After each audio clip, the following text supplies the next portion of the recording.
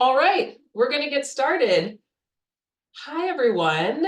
Thank you all so much for joining us for this panel on demystifying the pre-production process. Whether you're watching right now or since it's being recorded later, welcome. My name is Danny Barlow, and I'm the director of SDC Foundation. I'm really thrilled to be facilitating this conversation today with our three wonderful panelists. Before we start, I just want to shout out some of our funders that allow us to do programs like this. So thank you to the National Endowment for the Arts, the New York State Council on the Arts with the support of the Office of the Governor and the New York State Legislature, the New York City Department of Cultural Affairs in partnership with the City Council, and as always, to the Stage Directors and Choreographers Society, SDC, for support and partnership each and every day. So I'm going to talk about a couple logistics to start. This session will run about 90 minutes. And if there are any questions from the audience today, please put it in the Q&A section at the bottom of your screen. We will get to some as we have time. Captions have been enabled for this session as well, so you can find them at the bottom of the screen. Again, this session will be recorded, so anyone who misses it or would like to revisit this conversation, it will be made available in the months to come. If you have any technical issues, please use the chat function as it goes directly to Hannah, SDCF's program associate. And I want to say a thank you to our interpreters, Lisa and Marianne, as well. All right, so let's jump in. I'd like to welcome to the screen Knud Adams, Maija García, and Delicia Turner Sonnenberg. You've all gotten access to their bios via our website, but please take a look at sdcfoundation.org if you haven't already to see their full accolades. But I'm just going to give a quick little intro to each of them, which does not fully encompass their wonderful achievements. But Knud Adams is an Obie-winning director of artful new plays based in New York. This season, he's directing English on Broadway. His work has been featured on the Best of the Year list for the New York Times, New York Magazine, The New Yorker, and The Washington Post. An avid developer of new work, his world premiere productions include Primary Trust, English, Bodies They Ritual, and Headlands, just to name a few. Maija García is a theater director, cultural innovator, and advocate for equity in the arts. She recently directed I Am Betty, a world premiere hit new musical at History Theater by Cristina Luzarga and Denise Prozac, Valor, a Spanish Golden Age play by Ana Caro, and Our Hood, a bilingual cineplay by John Leguizamo. It's Maija. And Delicia Turner Sonnenberg is a director, artistic leader, teacher, and mother. She is a founder and the former artistic director of Moxie Theater, which she helmed for 12 acclaimed seasons. Delicia has directed plays for the Old Globe Theater, San Diego Rep, La Jolla Playhouse, Actors Theater of Louisville, Humana Festival, just to name a few. So please go read their full bios on the website to learn all about what they do. Okay. Welcome to the three of you. Thank you so much for joining us today. I'm really excited to dive into this conversation. So this is going to be hopefully a pretty practical session. I want to get into some of the not so glamorous bits, but I can imagine really important parts of directing, which is around planning, time management, creating space and time for artistry, of course, but how to manage people and ideas to make that happen. But of course, I want to start with the creative bit, so we can talk a little bit about that before we dive into like some of the less glamorous elements. So once you're signed onto a project, thinking creatively, I'm curious where you begin to shape the vision for the production. Is it internal to self? Is it only once other creative team members are on board? Where do you start? And I'm curious if you find this to be different with new plays versus plays that have already existed. And anyone's welcome to start if you want to jump in. All right, I'll start. I'm off. So yes, I think every process for me is so unique. So it's difficult to say this is my process across the board. For a new play, it's a lot of conversation. In general, I think that sort of envisioning what this could be usually moves through some rounds of ideation with the playwright and with central collaborators. I always have my own process though with the script or the music and or whatever the source materials are, the research. I always have my process where I like to talk about it as kind of like drawing outside the lines or in between the lines, where I kind of, as I'm reading through, I'm making notes, what if, how about, it's all the sort of tangents that my imagination goes on while I'm reading. I take notes of all of that, and then I bring that to the table as sort of a jumping off point for conversation. Right. Delicia?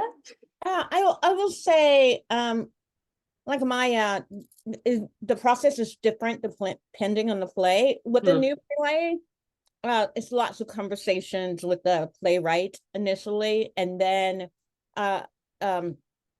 key collaborators like Maija said, and then it's like a well-known play, for example, I tend to start with besides first reading the play, and like my my process is a little bit like I read it and I see if I enjoy it as an audience member, what I remember just as a person who experienced it. And I make notes of those, and then I do another read where I make notes as sort of director notes. And then another read before I talk to collaborators just to refresh, and that's to zoom out a little bit, actually. But with an established play, I sort of like after the first read, I think about the things, like I just did a Gem of the Ocean at Two River, New Jersey. And that process sort of started with the title. Why is it called Gem of the Ocean? And then there's a line in it and a boat. And then how does that title sort of spark my imagination?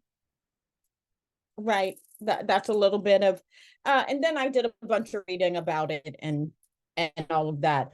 It led to some very specific, like, where is Aunt Esther's, where's she from in Africa? Like, if she is the keeper of the culture, and how can we make that more specific, and how can that be the thing that we draw on when we go to this ritual? So yeah. Great. You? Yeah, likewise. I mean, I almost exclusively now work on new works, so it always begins with a conversation with the playwright. And if I know them or I've worked with them before, you have like an ongoing dialogue about shared values, but they might be new, and you have to sort of make sure you're sharing ideas and aspirations for the project and the play. And I feel like the first creative decision, and one of the most important that the director is responsible for, is guiding the hiring process of your design team. So I think, yeah, like taking that conversation about values and priorities and tone and with the playwright, and then creating a list together of folks you might hire. I work with a lot of the same designers over and over again, but you always want to mix it up and start by, building a team that will inspire you and complement the play and have synergy with each other. So yeah, I after getting a job, I allow myself sort of 5 minutes of celebrating, and then I start worrying about the team. Well, and that, that's interesting. That's a good segue into my my next question, which is around, obviously you mentioned that there are people that you work with kind of continuously. So I'm curious about that, but I actually want to start with new collaborators. So you're talking about if a playwright is new to you or any other collaborator that you're working with, right? And you're trying to, it's one of those tricky things where you're trying to figure out if you all are going to be a match, but you'll only kind of ultimately actually know as the process is happening and there's only 2 weeks left before it'll happen in real time ultimately. But I'm curious if there's certain things any of you either ask people in meetings when you're meeting them for the first time, or you're starting to get a sense of whether you think they'll be a good fit to collaborate with. Are there certain things that you always check for or ask for to kind of suss out whether this is going to be a good relationship or not? Yeah, my turn to go first. We'll switch out. Well, for me, it's a couple things. One, because I came to the theater via installation art, sculpture, set design myself, environment is like very important to me and sort of central to my directing. And yeah, so it's two things for me. One, it's making sure designers have the bandwidth to give you a really intense and elongated pre-production process, which isn't always the case. We're all sort of in this gig economy, just trying to squeeze work in. And if a project doesn't make sense for someone's workflow, I'm not insulted by that, but I just would like to warn new collaborators up front how this process of research and developing ideas together and sharing images and being in dialogue, for me, it's as long as possible. I sort of love a really rich conversation amongst and between the design team and me, so that we're exchanging ideas in a sort of holistic way. My least favorite processes where it feels like everyone's a stranger until tech, and bringing sort of individual assumptions to the project about aesthetics and what story we're telling, and it doesn't feel like there's time to gel and align our values. So making sure they have the bandwidth for that. And then also for me, one of the things I task myself with is trying to make theater that doesn't look or feel like theater I've seen before, even theater that I've made before. So I really respond to designers who have references outside of the theater. If it's a passion for art history or fashion or street photography, literature, like I don't want to dictate that, but when they can bring to the table references, research, like a visual library that's outside of the theater, that really excites me. It teaches me that we might have some of the same vocabulary, and that they'll be able to nerd out with me creating this library of visual research that informs the production, is inspired by the play, and exists outside of the expectations and tropes of what the stage looks like, what it feels like, and how it operates. Right. I would say in my first initial meetings with brand new collaborators, playwrights are a little bit different because I listen more than I talk. I ask a bunch of questions like, what inspired the play? What were you thinking about? What's going on in the world when you wrote this play? And I just try to get a sense of the story the playwright's trying to tell before I add my artistry and collaborators' artistry to it. But with new designers or choreographers or other collaborators, my first initial meeting is about, do we sort of aesthetically align? We don't have to be the same, but is it complementary? So so I just want to hear them talk about the play. Like, what moved you about it? What do you like? The first conversations are just about the ideas in the play and listening for if we have a common language for describing what the story is. Yeah, I so appreciate both of your contributions in talking about the centrality of your colleagues in those initial conversations. With this new musical that we just worked on last year, I Am Betty. It was like, okay, we're taking on 100 years. There are 9 actors playing 10 roles each. There are multiple locations. Like there were so many variables to solve for. And so with the design team, and because I moved to Minneapolis from New York, I'm still meeting designers here. I'm still sort of getting to know the designers in the Twin Cities and establishing relationships. And so I was working with some folks that I had worked on one show with before, and then some other folks that were new. So that's always, you know, it's a chemistry experiment. You get, but I like getting people in a room. I think, you know, we work in 3 dimensions in theater. And so for me, sometimes it's just makes all the difference to get off of Zoom and to get in a room, like an actual room with other people. And one of the things that we did for I Am Betty, which I think was it was just so valuable for our process, was our scenic designer, Sarah Barr, who was also the costume designer, was like, can we just draw this out? And so we knew what, you know, sort of what we needed to get after what we were pursuing aesthetically. And we'd had those conversations, but we just like threw it on paper, and we all kind of got, you know, they were like, do you have any colored pencils or markers? But just getting down to the basic nitty gritty, and like get a crayon if you need to, but just drawing it out together was so useful that it ended up like being, the design ended up being a real meeting of the minds, which I think is the best version of any design, scenic, costume, projections, etc., whatever the mix might be. And the other thing I would say about it is that it's really important to me to think about from the very beginning, what is the activation of this event? Like, what is our audience, you know, how do we want our audience to experience this?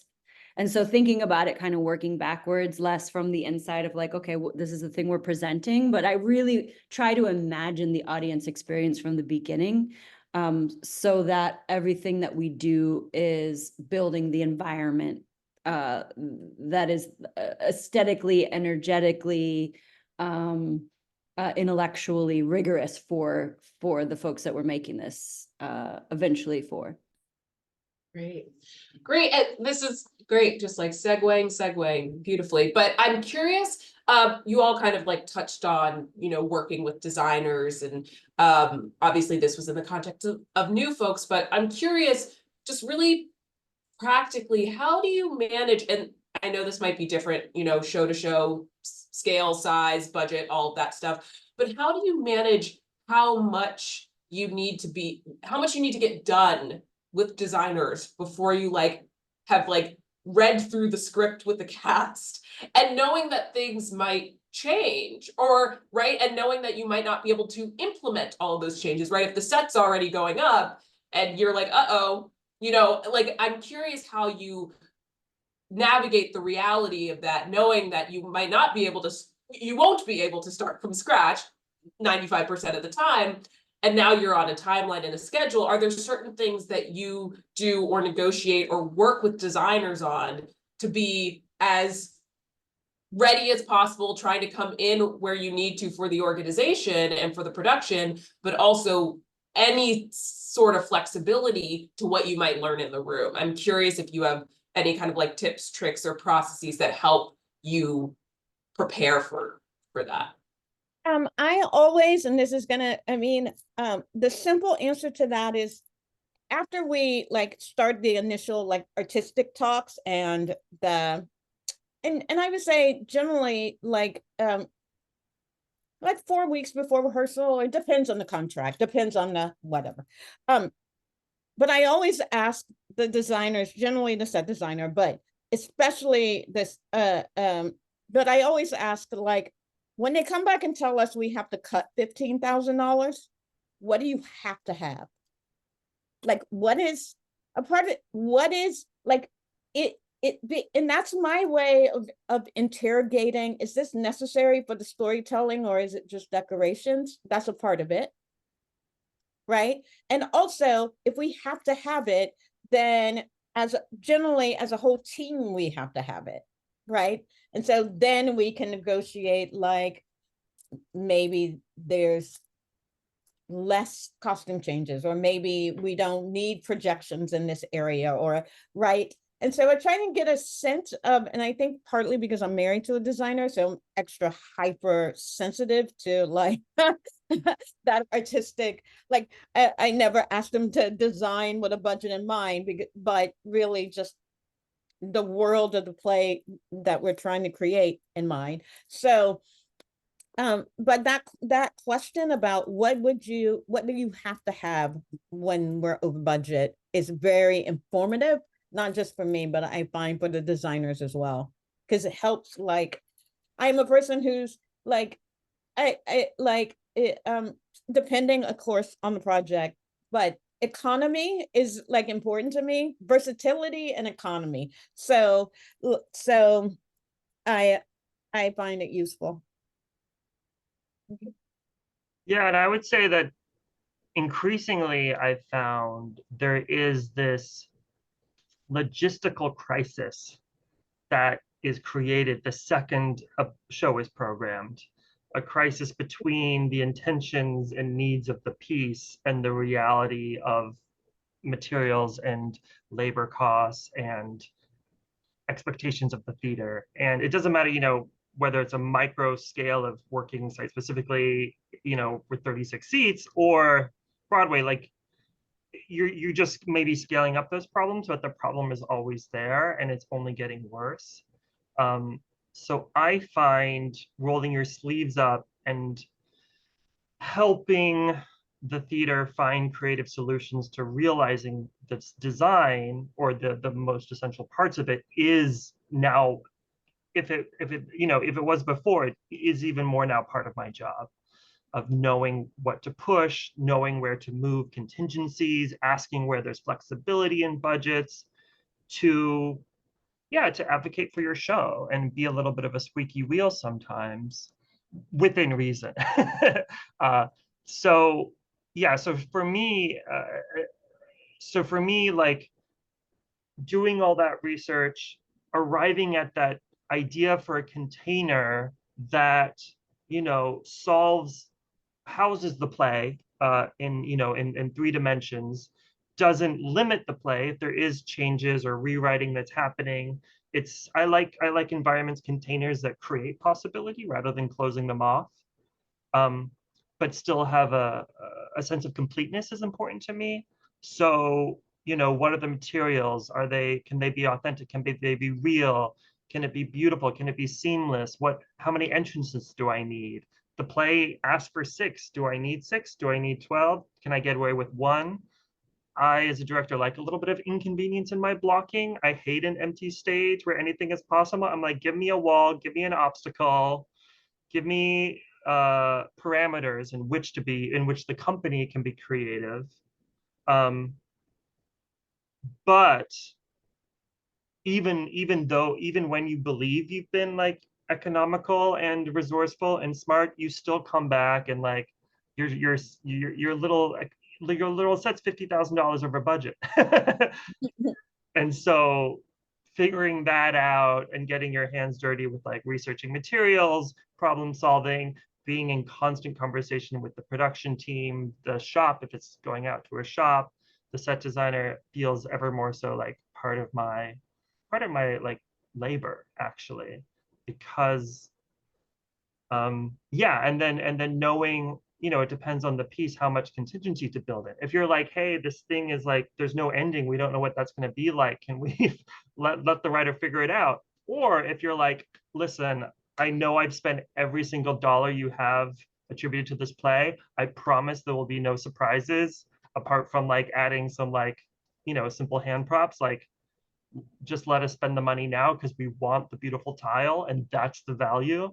Like, I just like being flexible, because I think based on their workflows, a lot of institutions have to, the way they program things and the way they budget is just they're copying, pasting budgets. They're like, this is across the season, this is what we have attributed to your show.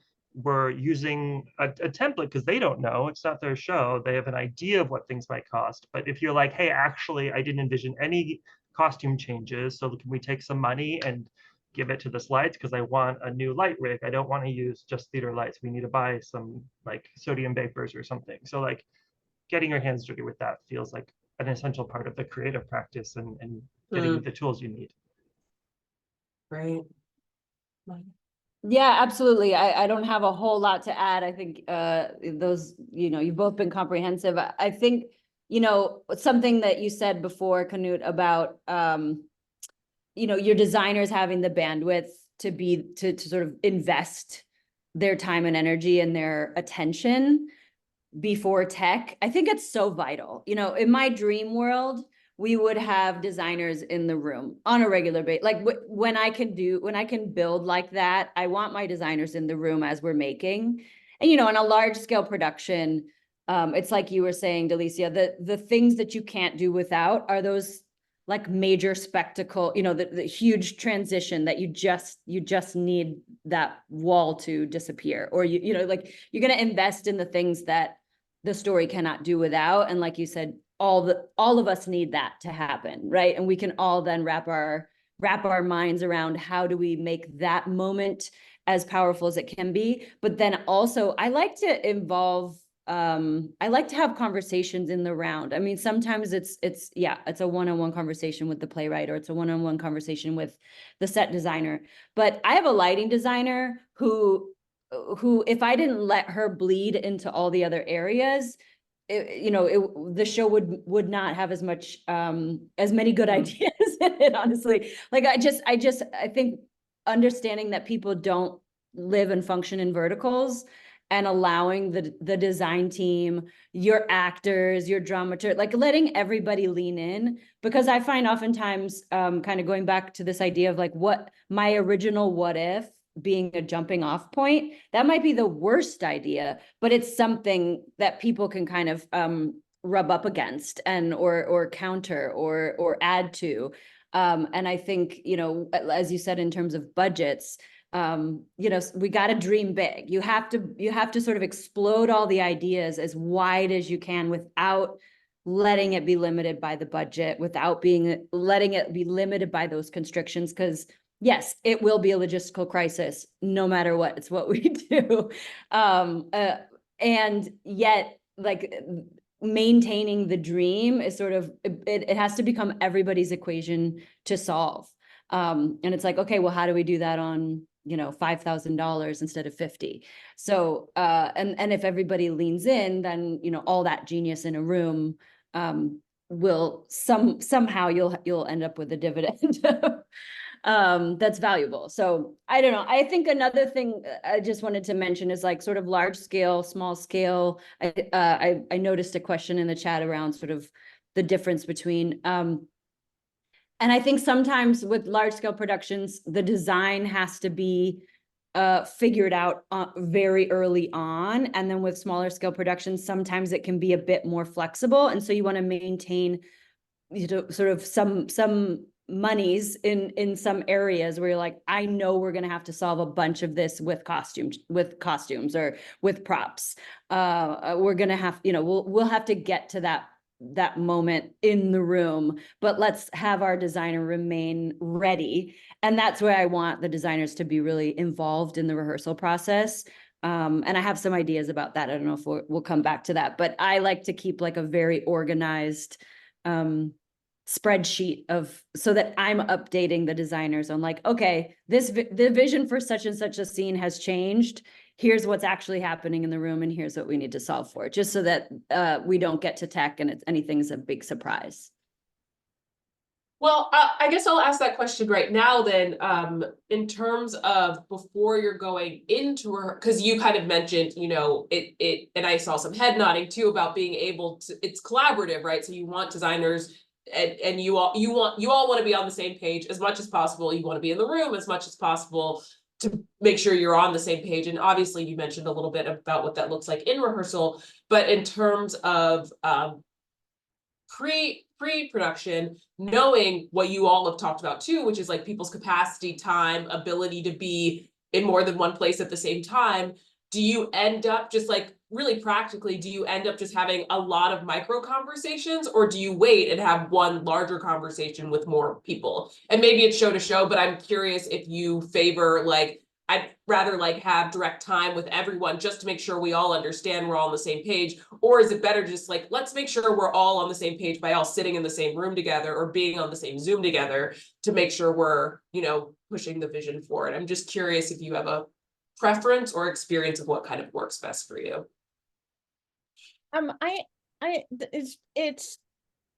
When you were forming that question, I thought about a gig I just finished in Calgary, I had never been to Calgary. And so the whole team was new to me. I was the only one coming from America. and all the rest were, and so the theater sent me the collaborators that I then talked to one-on-one. But when it got time to do the play, I insisted on a meeting where we could all meet first together. And it had to be on Zoom because they were all in Calgary. Some of them were in Montreal, and I was in New Jersey at the time. So it was meeting just for the chemistry part. And then a big design meeting, not a production meeting, but a design meeting where we talk about the play, where we get to know each other, where I talk about I was really at the time, really into Afrofuturism. So I was like, that has nothing to do with this play. This is just a little tidbit for, I like how this play is historical, about a historical figure, and Afrofuturism is the past, present, and future all at once. And I'm interested in that as a Black American right now, right? And that sparked a bunch of ideas and the production wasn't Afrofuturistic at all, but it was a way, as Maija said, the what ifs, it was the thing that could spark a conversation and start us to developing a common aesthetic. And so as much as possible, I like to have at least one design meeting with everyone. And then there's inevitably a collaborative projections is hired later, right? And now you have to catch that person up.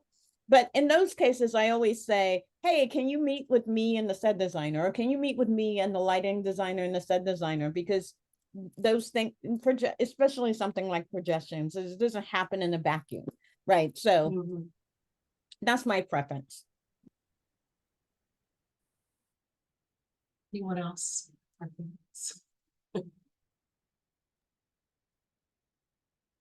Go ahead, Knud. Oh, I was just gonna say, yeah, there's no ideal version of this. It always feels like you're responding to a reality. So for me, the deadlines this is why it's a side issue, but I'm kind of against, this is maybe spicy, I don't love favored nations between designers. I think depending on the needs of specific shows, there's such an asymmetry to their time they might spend on a project. So if you start to do the math hourly, it's really unfair. And if a projection designer and a lighting designer, if they need to wait months and months to respond to a set design, and the set design needs to get in their drawings months earlier than they do because it needs to go through this bidding process with shops or so I just think in reality, what often happens is people get onboarded in a staggered way. And it's really fun, as we were saying, Maija was saying, to bring everyone together in person. That's the dream. It's so lovely when it happens. And my favorite processes have when you can especially gather in a set designer studio and all play with iterations of the model together. And I love when the different departments of design are really, they're working together and complementing each other, but there's also a cool sort of frisson between them that they're doing different jobs sometimes, or telling slightly, one might be supporting the text, one might be supporting the subtext. They can have different moments to shine or sort of lead in the storytelling. So I think all of that's wonderful to figure out, but in reality, usually what I end up doing is sweating it out, banging our head together in the scenic designer studio, figuring out some of these early essentials, and then inviting in a staggered way the designers into that process. But I think we're all sort of we're generative artists, but also in the theater, designers and directors are reactionary artists. We're responding to the parameters offered to us. So I actually don't think it's disempowering to show a set model to a lighting designer or a costume designer and being so we think this is the world. What next? I think that's sometimes cool for them. Yeah. Anything you want to add, Maija? No, let's keep moving. Let's keep moving. Okay, great. So I actually want to pivot to auditions and casting. I'm curious, kind of, similarly to bringing on new collaborators, there are probably people that you have worked with once, twice, thrice, right, as actors, but every group of people who you've cast in a show are typically different. And so I'm curious, in addition to just being, best suited for the role, are there certain things that you do in the casting process that helps you understand or know, like, whether these individuals might click with each other, might get on, or they might be well suited to your process, right? Do you explain to them what your process is like? Are there certain things that you do to help the potential actor in the show understand what the experience might be like, or are there certain questions you ask to get a sense of whether they'll be well suited for the project, in addition to just being, the best fit for the role? Yeah, I'll jump in and start us off here. Casting is such a, like, let's just say it. Casting is the weirdest process. It maintains this sort of power dynamic that I think it can be so off-putting and so uncomfortable for so many people. And so I just start off by saying I try to disarm that experience for actors, for artists, whether it's a vocalist coming in or an actor, or anyone who's coming in to audition. I need to know who they are. I want to meet their spirit beyond the thing that they think they ought to show me. And so oftentimes I really just try to humanize the process, and at some point have a conversation with the actor. I'm interested in how the actor is interpreting the work. I'm interested in what their questions are. I'm interested in, did they read the whole play? If they got the whole play, did they, what are they excited about interrogating inside of that character? Or like, what do they want to explore? So, I mean, I ultimately want to work with the people who feel game, who are just like ready to play the moment they walk in. And so I'm generally looking for sort of populating a room with energized, obviously talented folks, but people who are just going to eat it up and also have a sense of willingness to shift and respond, that they don't just have like a fixed idea about what this character can be, but that they're open to trying different things. So I'm talking specifically about sort of that casting. I think the relationship with the casting director is so important as well. And I like to have, if this is a culturally specific work, which and anything I do is deeply culturally specific. We're talking about language, we're talking about race, we're talking about representation, we're talking about what does it mean if this person is sitting inside of this role and there's a power dynamic, or some historical context that this raises. How do we really make room for those culturally specific conversations in the casting process, so that we are aware of like more than just who's right for the role, but what story are we telling, and with whom. Maybe Delicia, anything you want to add? Oh, Delicia, you're on mute, maybe? Yeah, of course I am. Maija talked beautifully about sort of as an artist approaching auditions, and I don't have anything to add to that. I will say on the practical side,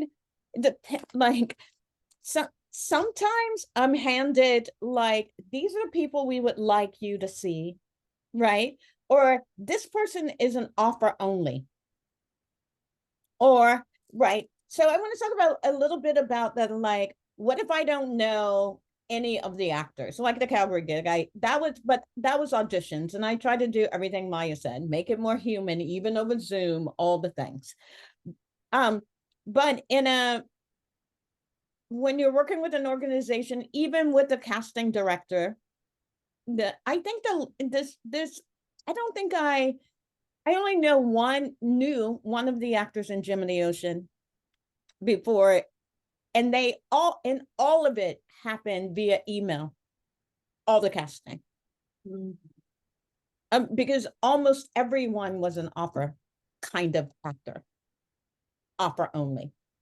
Like, you're not gonna make, I wasn't gonna make Stephanie Barry Reed. I mean, right? But she's the one I'd worked with before. And also there are a couple of artists already attached to the program, to the play. And then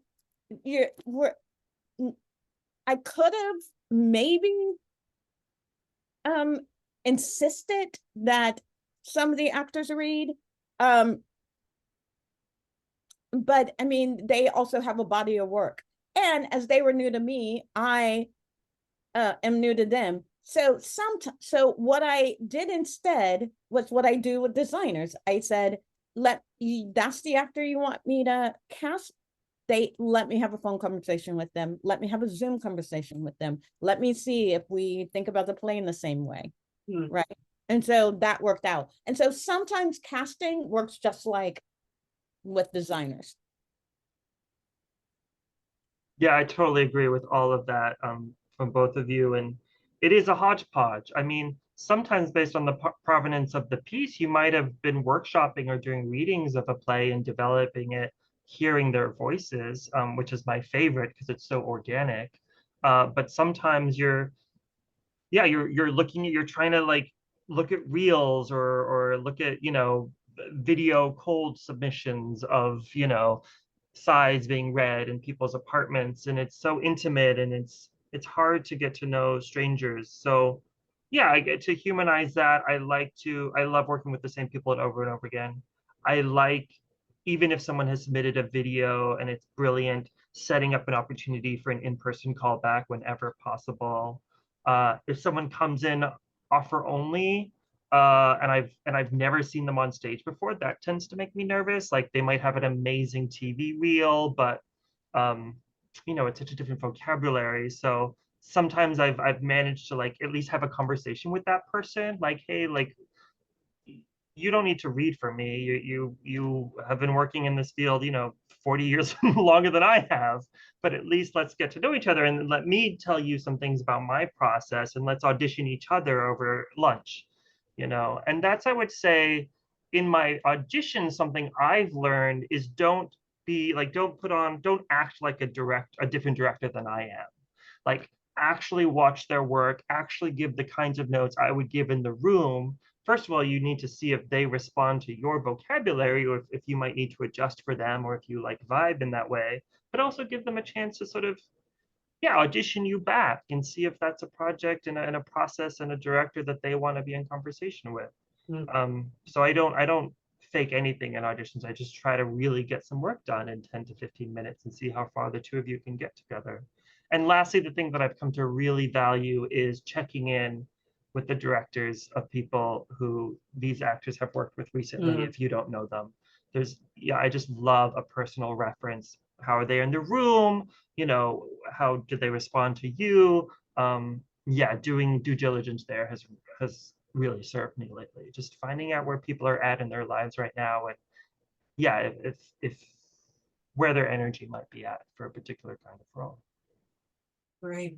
Great. And I just saw this in the one of the questions, but this is like super practical. And I'm even as I'm saying it, I'm like, I think you all choose this, but maybe it's the casting director. But someone asked, like, how do you pick sides and how long the sides are? Like, how much do you need to know? It's like, I'm just curious about that. I'm really particular in this case. I like the shortest side as possible. I tend to go for about 2 pages max. Because I like to have them really have the opportunity to look at it. And if you're giving them like 8 pages, I feel bad for them. Secondly, I can sort of tell if they're my kind of actor after like 5 words. Like if they're like breathing and thinking and bring themselves to it, I'm like, oh, you're a person, or you're not. So, and also in auditions, I like to give some notes and play around a little bit, so you have more time to like do it, maybe up to 3 times all the way through if it's really short. So that's my preference, and I usually pick them myself. And I don't go, I like a balance of like, yeah, it's not just like the most emotional, like, hey, you're in here, I'm trying to see if you can cry. Like, I want to see if they could like listen, bring some, have a light touch, bring, I always think that like casting is this like beautiful marriage between the intentions of the character and the soul of the actor. And if and as much as they can bring of themselves to the part, I think that's my favorite kind of work, is when they're imbuing it with their individualism. So yeah, it's just, you're just courting that with less stuff to get through. I agree with that 100%. Everything. Nothing to add to that. Yeah, I agree entirely as well. I think, you got to give enough material for the actor to have something to, like, they need enough hints about that character to build their choices. And then also I think like the more concise we can be with the sides that we provide, first of all, we're respecting the time of that artist who is not being paid to come in, to work on this the night before or however long they had. So we're respecting their time, respecting their artistry. But if, the shorter the piece, then they can actually make some choices about, about moment to moment, how they're approaching it. And then, yeah, I like to be able to have some time to work in the room. So, yeah, if the sides are long, then you're just sitting there listening to something that you might not want to hear. And then also, I think with the sides, I also choose them, but sometimes in order to get down to sort of the nitty gritty, I sometimes will adapt, cut some pieces out. Like, it doesn't have to be the pure text. I think there's just some moments, like a turning point or a moment of a decision, that the character is making. Like, I want to see them wrestle with it and then get there. So that kind of thing, you can shape it based on the moments that you want to see. And I also really encourage actors to be as physical as possible. I know some directors prefer to just like hear the text, and I think actors are often encouraged to just like stand still and deliver the text. But because I'm such a movement oriented artist, I really like to encourage the actors to sort of use the space, because I want to see how they move in 3 dimensions. Great. And just before we pivot to something else, I just wanted to acknowledge someone in the chat asked what offer only is. And offer only means that they don't have to audition, that they're going to be offered the role. And so that means, so some of the things that the folks on this panel were talking about is how if you don't ask them to audition, or they're not being asked to audition, how to make sure that you can get a sense of their vibe and whether they're going to be a good fit for the production and working with you. So I want to pivot to rehearsal schedule. Obviously there are requirements around union rules and things like that, how many days a week you work between this hour and this hour. But and obviously a lot can be learned in the room, but as you go to start rehearsal, how do you decide how many days you're gonna read the script around the room and talk about it? Do you just jump onto your feet? Like, how do you make some decisions before you're actually in the room with the people about how you are going to spend your time? Because often you have a very limited amount of time, always never enough time. So how do you prepare yourself as much as possible for how you're going to jump in, knowing that, again, probably the most important thing is to be flexible to what's actually happening in the room day to day. I'm curious if you have any kind of like tips or processes that you use that are helpful before you start.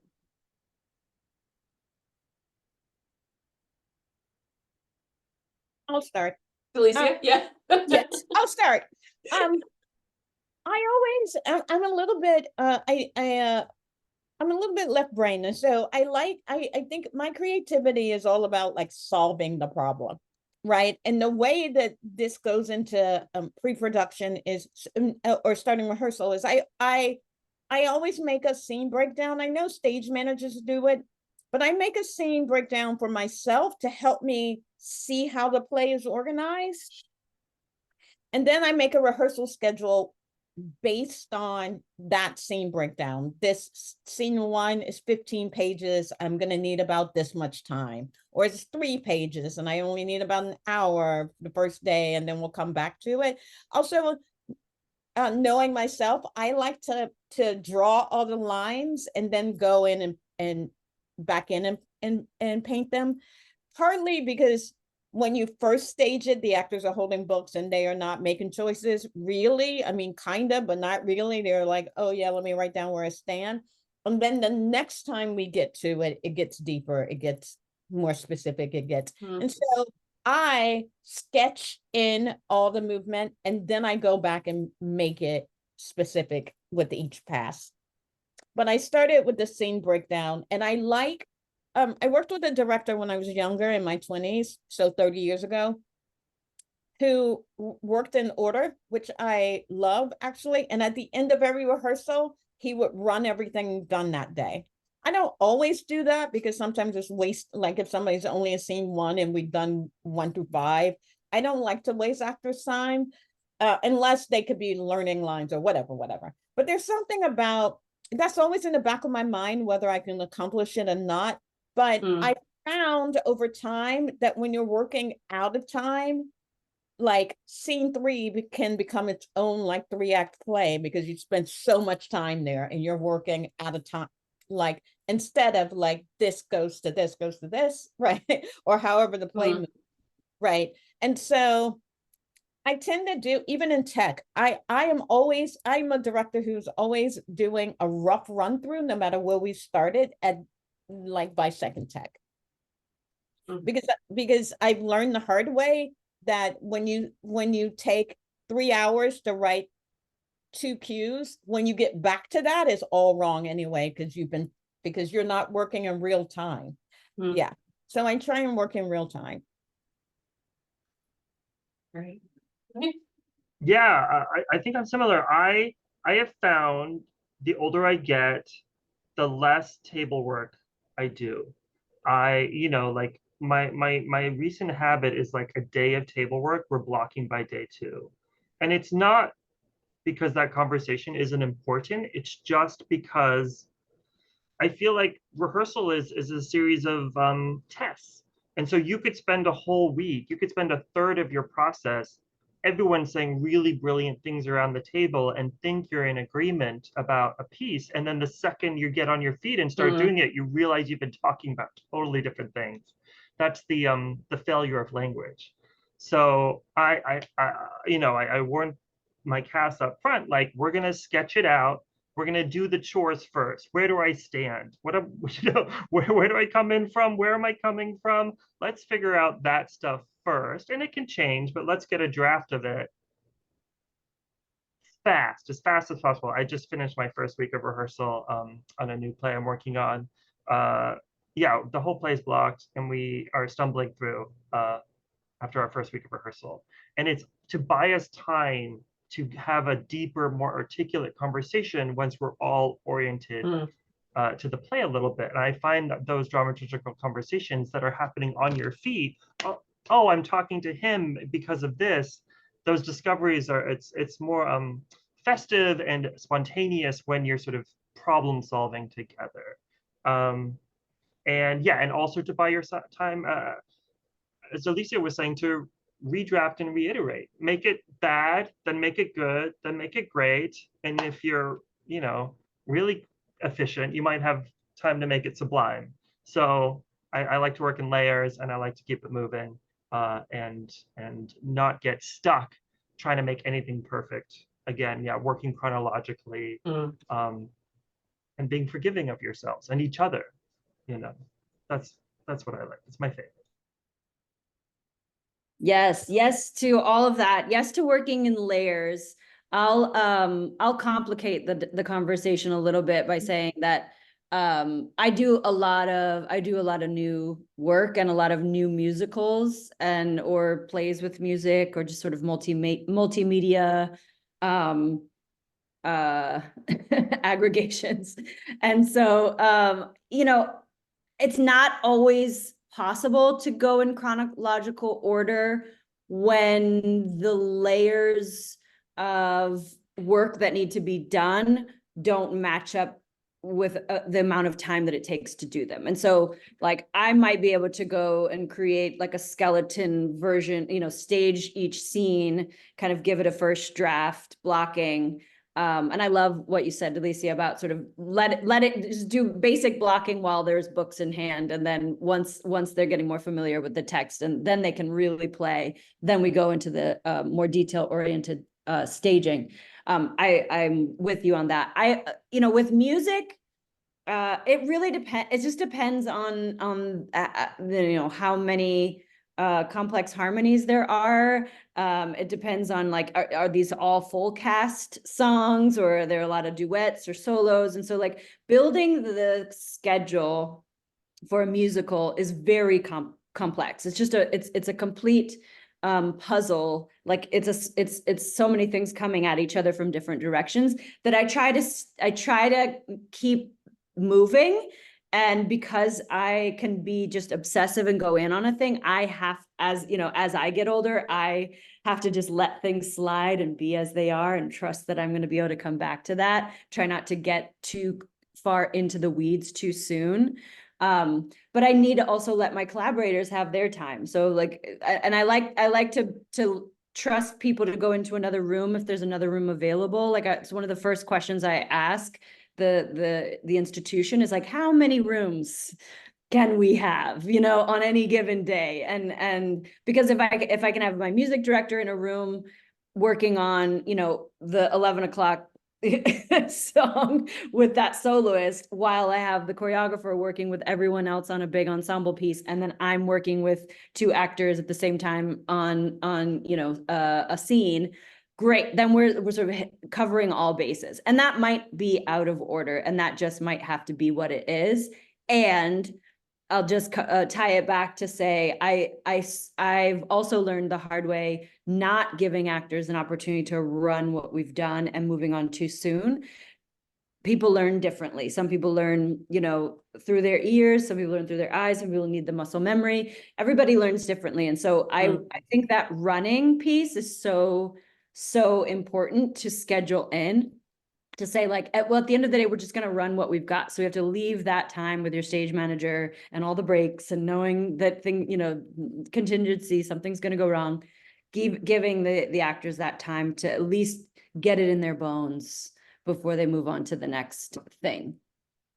Yeah, I thank you for that, Maija. Yes, I've only directed a handful of musicals, and I found in that process is a little bit different for me, that Maija so beautifully articulated, but and where I like, we start with the music, like you can't even have a read through until the actors and singers know the music, right? And so I think that that's important. And just to follow up on the run piece, if I can't run what we did all day, I try not to go too long without running everything we've done. So if we've done one scene, before we go on to scene 4, we're going to run 1 through 3.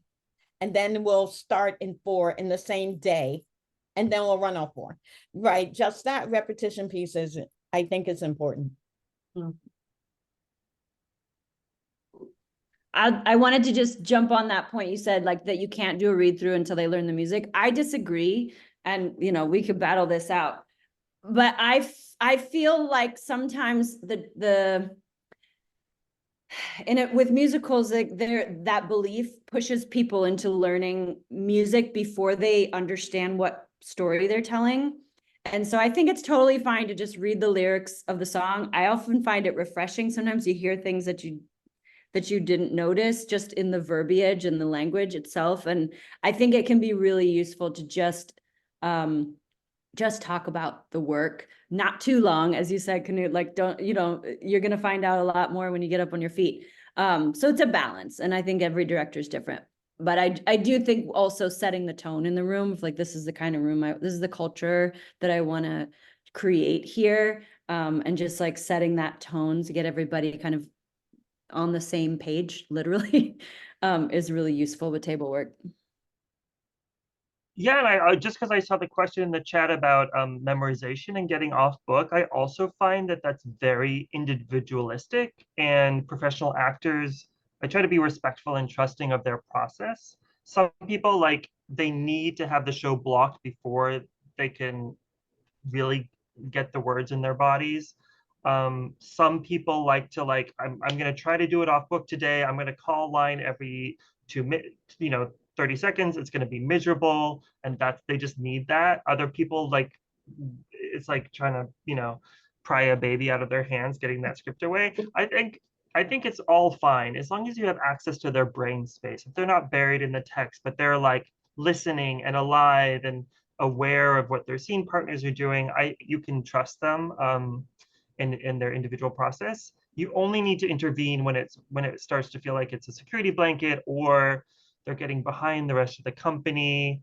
And usually that conversation for me is about like hoping to like help them with resources. Like, look, like, hey, like, can we find a volunteer? Do you need someone to run lines with? Like, what do you need to stay on track with the rest of the company? So people know that you're sensitive to their needs. But yeah, I usually don't set an off-book day. And I usually don't even mention it until there's a problem. Ditto. Great. Sorry, anything else, Delicia? We just did No, it. yeah, I'm just dittoing. Perfect. Okay, yeah, so there are a couple, some questions are coming in the chat, so I'm just going to read out some of them. But specifically around, I think there are a handful of questions around this kind of like rehearsal schedule, what you're doing with your time, things like that. But I feel like what I heard from this group, because there was a question, do you plan the entire rehearsal schedule in advance or do you leave flexibility in the schedule? It sounds like what I heard is that there's a sketch, there's an outline of what you're planning to tackle day to day, week to week, but knowing that things might come up throughout the process and you have to be flexible to that. Is there anything else you all would add to that, or is that? And generally the theater will say, we're going to have a designer run on this day, like the Friday before tech. And I try and do at least 2 or 3 runs that week, even if they're terrible, so that the lighting designer can see more than one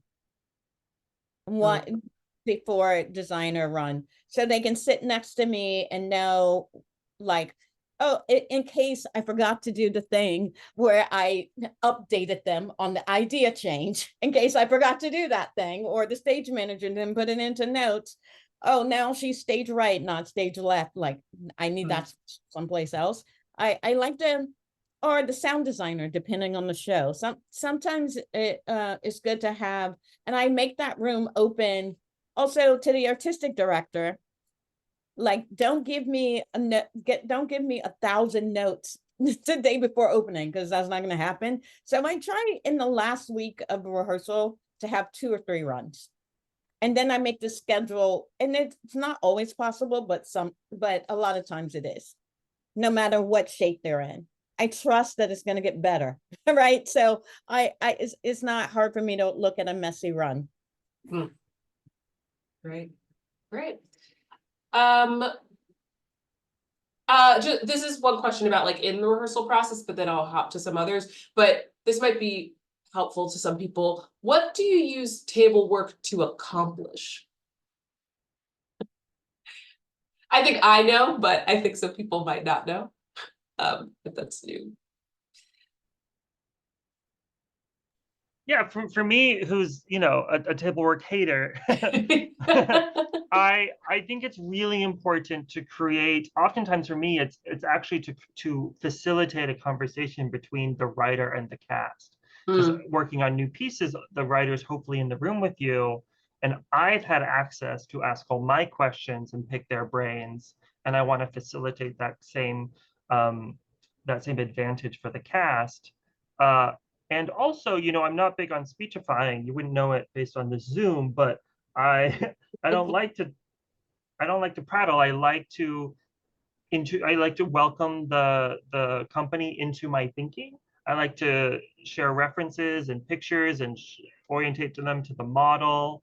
I like to hear what they've been thinking about, and if there's like an exchange of, oh, I read this book, or has anyone seen this article. I like creating sort of like a community library of shared references. But I think table work is for the actors. I think it's for them to get their questions answered and get their nerves out, and for everyone to meet each other. Yeah.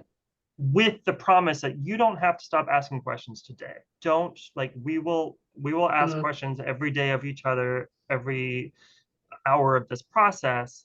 What do you need to do? What do you need to know to begin? Is basically what I pitched to them.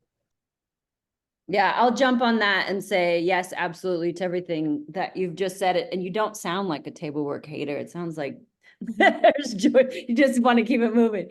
But what I love about table work is that it's company development. It's bringing everyone together. The minute you go into, you know, a scene, you've got people standing to the side, or this is your chance to get everybody to have sort of an equitable voice at the table. And so for me, I like to facilitate the conversation to see, who do we think these people are?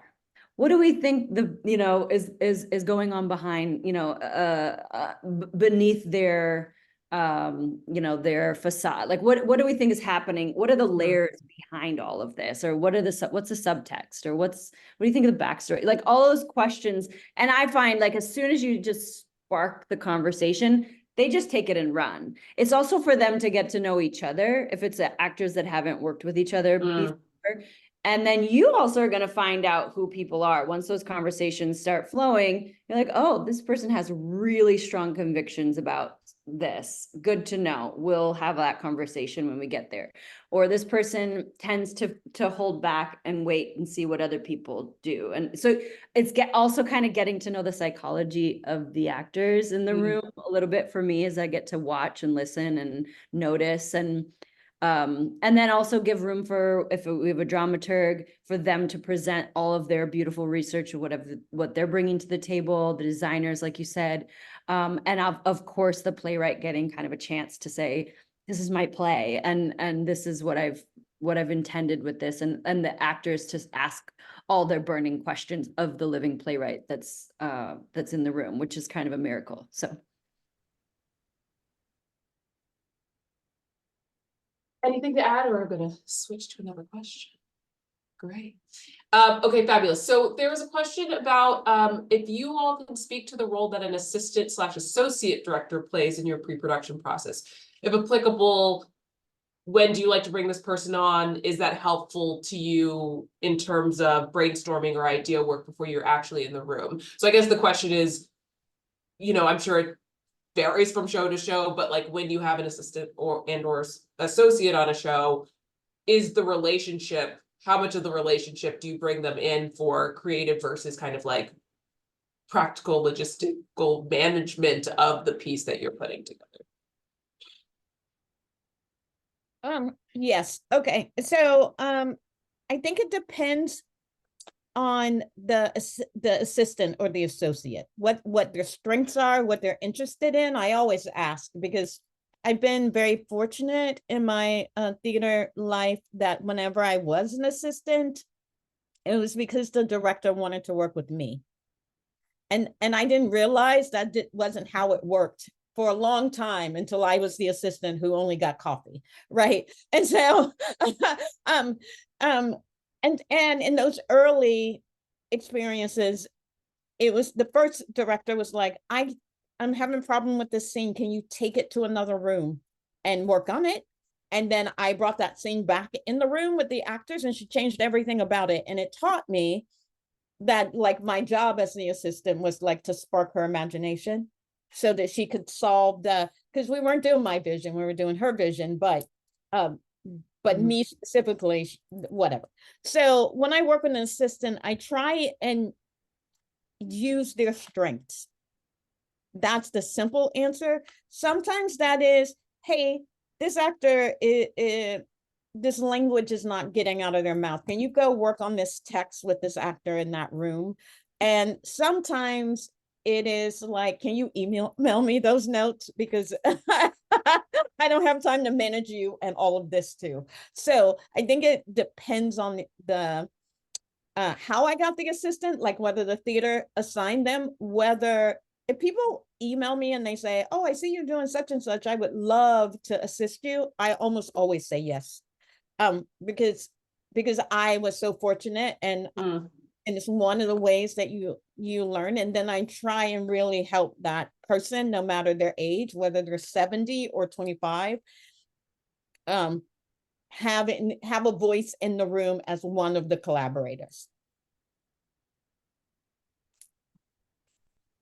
Yeah, I think that's really generous. And I have a hard time with the whole assistant thing, to be honest. Like, I assisted so much. I didn't go to grad school. Instead, I really sought out my heroes and assisted them and observed them and took it as my education. And the directors that I assisted, because I sort of thought of it as training, were like hard asses. It was like old school, Richard Foreman, Liz LeCompte, Sam Gold, you know, Andre Gregory, folks who I was just delighted to be witness to.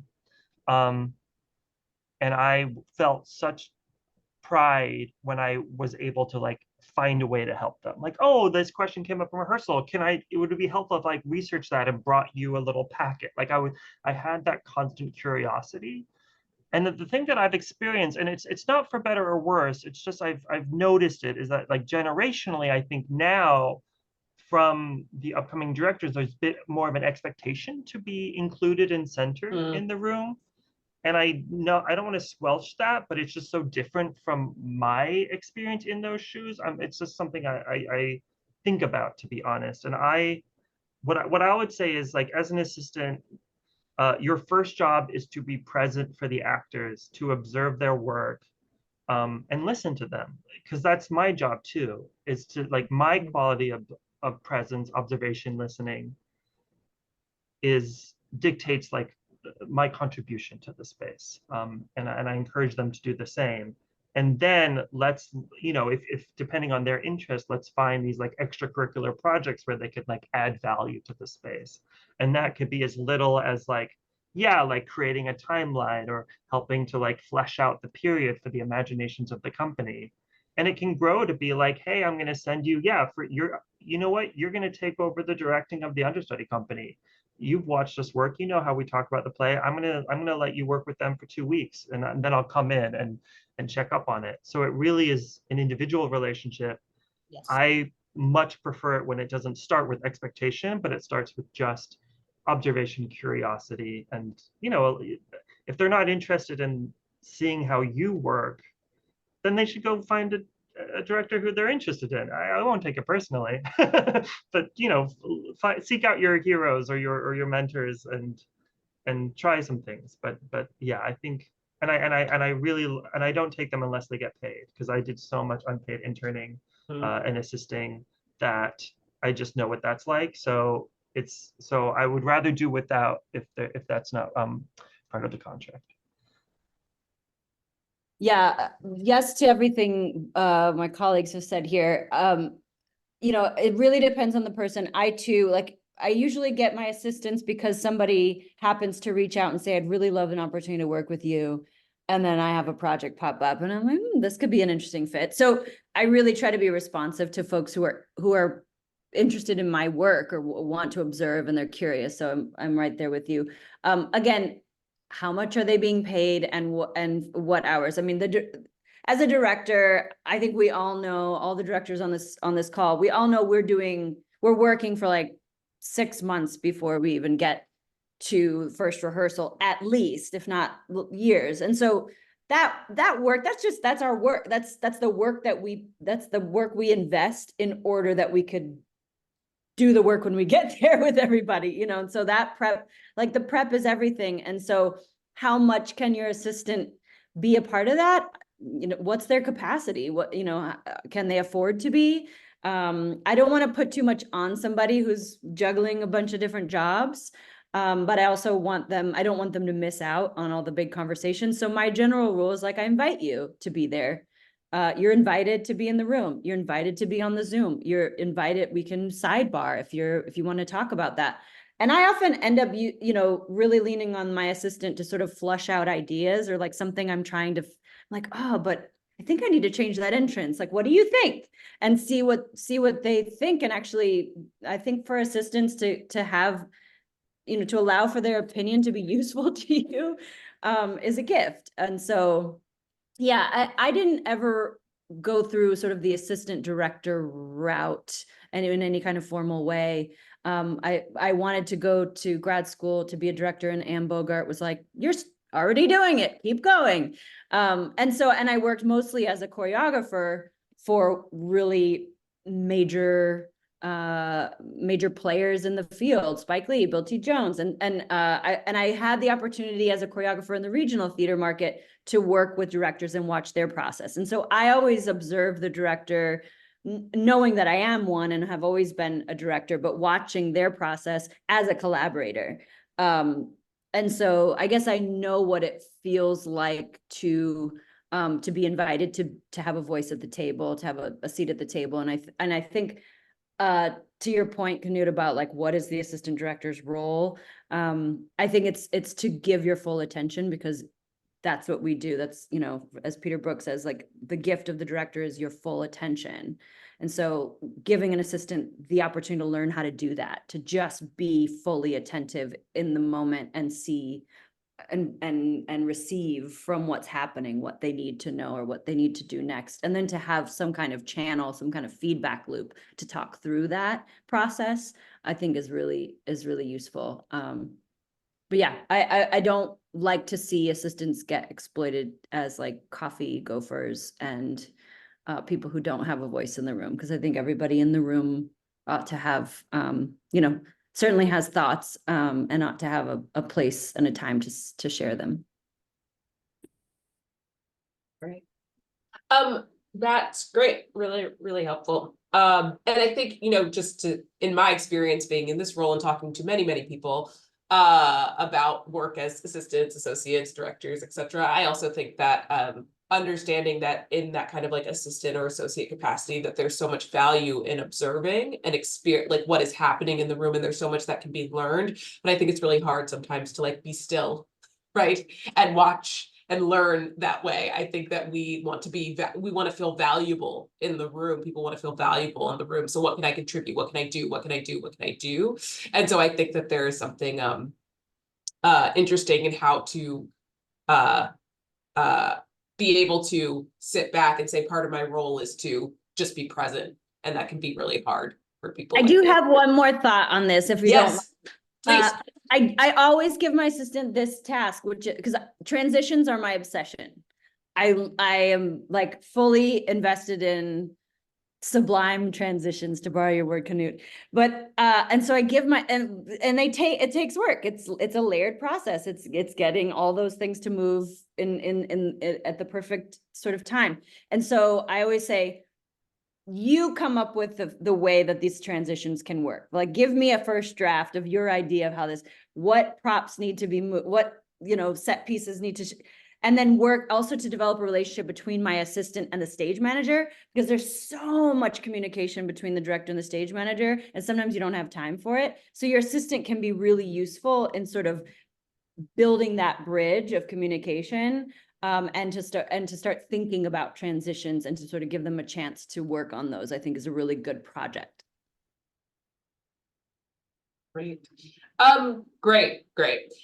So actually, this is back to you, Maija, real quick, but someone asked about how much work you do with a choreographer in terms of pre-production. And I know we've talked about designers and playwrights, and, you know, there are a lot of folks, but we hadn't quite mentioned choreographers in this moment. And I'm curious just if there's one or two things that you'd say is like slightly unique about the nature of that relationship in that pre-production process. I know that's probably like its own whole conversation, but I'm curious if there's like a thing or two that lifts up. I can be brief. You know, choreography takes the most time. It just takes the most time. And so I think advocating for your choreographer is essential. Talking to them about like, what do they need for their preparation. If it's about getting the producer to give them a studio and some time and pay them for some time and some space, better off that they come with too much material than that they're building it as you go, because I'd rather have material to draw from. So to give the choreographer like some lead time is really smart. And then I think you know, trusting their vision is, you know, obviously the initial conversations to figure out, like, do you have a shared aesthetic, is really important, but also trusting them to build something and then working with what they've given you. Like, I think, you know, it can be really difficult for a choreographer, speaking as somebody who has played that role, when the director's like, "Nah, I don't like any of that, go back to the drawing board."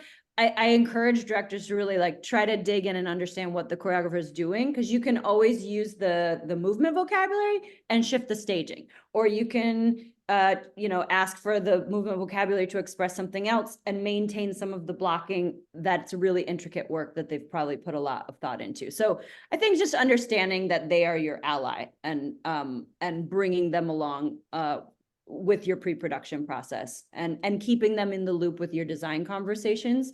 Oftentimes the choreographer can be excluded from design conversations, which I find really bizarre. But they are one of your close collaborators, along with your, you know, if you're working with music, with your music director and everybody else. So just keeping them in the loop. The gig in Calgary had a choreographer because of the nature of that play. And even though I've only done a few musicals, I've worked with a bunch of choreographers.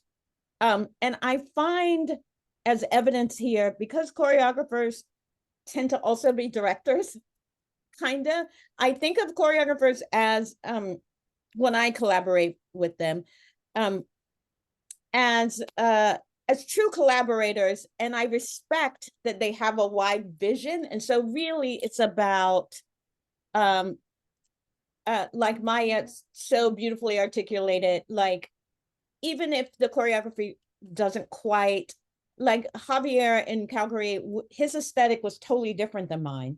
But I know he's also a director, so I know that it's not coming out of thin air. It really is just like a different aesthetic. And how do I, as the director of this particular piece, get this work in line with the story we've agreed to tell? And I remember in our initial conversations, he was like, how much do you want me at rehearsal? And I was like, honestly, we're in this crazy play where the actors play the sculptures and all that's going to be movement based. I have no idea. And then he said to me, you need me every day. And I was like, let's make that happen. And so I worked with him closely every day. It was me and the choreographer. More than my intimacy director was there a lot, at least 3 times a week, because of the nature of that thing too. But I found that my closest relationship collaboratively was with the choreographer, even on a straight play. Great. Okay, I'm going to see if I can fit in one more comment and 2 more questions before I know we've got 5 minutes left to see what I can do. But there was I'm just going to respond to a question just around pay for pre-production process. And it is, in terms of pay, right, there's like a whole other conversation that can be had around pay, around time and amount of time it takes for doing the work of a director, what feels like it is compensated and what is not. But for any of these, when you're on a union contract, which all of you are, but when you get to that, you get a fee, and that fee covers everything. Right now, there are different conversations about whether that feels appropriate to the amount of work you're doing, right? But just to say that that's how it works, as opposed to like counting hours, right? So just wanted to acknowledge that. There was a question about how you deal with artistic directors during the artistic process leading up to rehearsal. How do you manage an AD's desire with your own needs, right? Because different institutions have different missions, different values, right? And so do you have any I'm going to use tips and tricks, but are there anything that you, when you're interacting with the artistic director, to help you all get on the same page when you're working on a production? Yeah, I would say briefly, I guess as a young director, my first time working with ADs, my fear was that they would be intrusive. In practice, you're like actually trying to get their attention. You're like, hey, over here, because they have a lot of things on their plates. I think what I've learned is they just want their staff and your team, your cast, your designers. They want everyone to have a good time. So I like recruiting them if there is like a roadblock to that or a particular obstacle. Bringing it to their attention before a crisis, I've learned is like really helpful because they know their staff, they know their institutional history, they can help strategize, and yeah, and I actually love the artistic directors, the literary staff, my own design team. When you get to previews, I'm like so hungry for notes and thoughts. You know the play too well. You've seen too many run-throughs, and just fresh ears and eyes is so helpful. And I think just inviting them to give you feedback is like, it's part of the job, but it's lovely. And ultimately you have the power. You don't have to take a note if you don't believe in it, or maybe they might point out something that they might suggest a solution that isn't exactly your way of approaching it, but at least they've identified something that you can think about. So I think of them as an ally and a resource, and sometimes they control the purse strings. So if you need to throw money at a problem, you're going to have to convince them. So yeah, they're a friend, hopefully. The only thing I would add to that is that I always ask, just like I do at playwrights, like, why'd you choose this play, to the AD? I want to know why they think that play works in their theater. And then I ask about their audience. Not that I'm making it for, but I want to know the people who are coming. I'm like, you chose this play about this thing, and all your audience is rich, so, and nobody wants to feel bad about being rich. So what conversation are you trying to have? Because I don't want to be hung out to dry, and I don't want this to be there's a different conversation, but I don't want this to be like, see, we did this thing and now you see it doesn't work. So I asked the question, I want to know why the artistic director is passionate about it. And if they're not passionate about it, then I know what my job is. I mean, changes a little bit. Interesting. Maija, anything to add? I'll keep it moving because I've spoken a lot. Great. And okay, so we're right at the end here. So the last question I just have for you is two parts. The first one is just, is there something about the pre-production process we haven't brought up that you think is important to be like, remember this, or it's important to think about this? And then if you just have like a piece of advice for folks as they go into their next pre-production process. And Maija, I'll start with you. Yeah, great. I mean, what I'll say broadly about pre-production process is that, it begins the moment you think you might work on a thing. And, I think as Knud said earlier, a lot of us have multiple pots on the stove. And so I think just carving out the time for yourself, honestly, to have a relationship with that work, and whatever works for you, like saying, like on Wednesdays, I'm going to think about this project, consistently over the course of, however many months you have before you get to that production, the beginning of that production, or to those design meetings, those production meetings, just having a relationship, building a relationship. Because I think the minute, if you read a play, you're going to have a first interpretation, and then you put it down, you come back to it, and there are things that are going to occur to you the next time. And so giving yourself a chance to move through those layers of recognition and comprehension and interpretation, so that your relationship with the play or with the piece, and then the relationships that ensue with the playwright, with your design team, etc., that you're giving credence to all of them. Because ultimately the director is the one point person that has to have strong ties to everyone, right? And so you have to maintain, I would just say, like a strong center. And the relationship with the work is, I think, something that allows me to have kind of an intimate and private relationship that is sacred with the work, that holds the center, so that I can be a healthy tent pole for everybody else. Great. Delicia, any last thoughts? We talked a little bit about collaborators, and this is just some practical advice, but when you're hired, there are the people you work with, and then sometimes they're the people that the theater wants you to work with. But I think don't be afraid to ask for the things you need in order to make the play successful. I know it's like this first time at this big theater, even then, it's not going to be great if you're not going to ask for the things that you need to do your best work. That's the simple advice. Great. Yeah, I think that's beautifully said. And I think there are forces in our industry, whether it's explicit or just like subtextual, that invites the director to make nice, to champion everyone else around them, to be a cheerleader. And I think part of our job is this vocation is that we are artists, and that we, you know, as much as playwrights author plays, I think we author the event. And don't be afraid to wield your power for good and set the course of the ship. Yeah.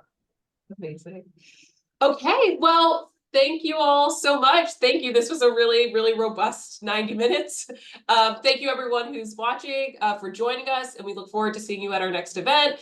Keep up to date with us at sdcfoundation.org, our mailing list, follow us on social media, and till the next event. Thanks everyone. Bye.